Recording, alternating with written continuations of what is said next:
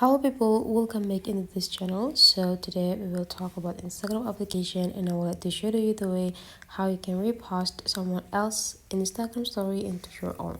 So first thing you have to do is just open your Instagram application and log in with your account. The next thing you have to do is just find which account that you want to repost the story. So here I have this two option.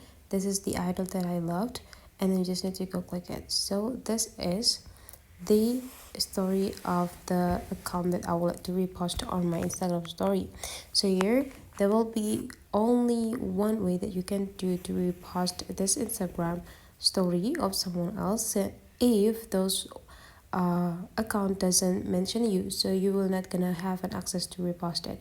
But you can do this instead. You just need to open it, and then you just need to screenshot the story, and then you just need to go back and open your Instagram story camera sections, and right after that you just need to go click open the Instagram or the media, and then you just need to pick the story that you want to use, and then you just need to go click add to your story.